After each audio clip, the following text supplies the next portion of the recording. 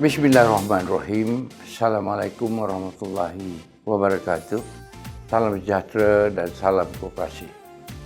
Di kesempatan ini, saya mengucapkan selamat bersidang kepada seluruh perwakilan koperasi yang menghadiri Mesyuarat Agung Perwakilan Angkasa kali yang ke-40. MAPA merupakan platform yang amat penting kerana di sinilah suara dan pandangan koperasi dari seluruh negara dihimpunkan bagi membentuk keputusan yang akan memacu perkembangan gerakan koperasi pada masa hadapan. Persidangan ini bukan sekadar agenda tahunan, tetapi manifestasi amalan demokrasi yang menjadi tunjang kepada gerakan koperasi. Kehadiran dan penglibatan aktif saudara dan saudari mencerminkan komitmen yang tinggi terhadap pembangunan koperasi serta kesungguhan untuk memastikan gerakan koperasi ini terus berkembang, relevan dan memberi manfaat kepada anggota.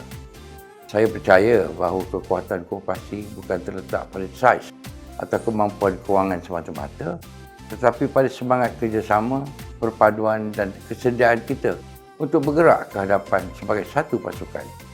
Apabila koperasi bersatu, kita mampu mencipta peluang yang lebih besar, mengatasi cabaran dengan lebih berkesan dan membina masa depan yang lebih baik untuk anggota serta masyarakat.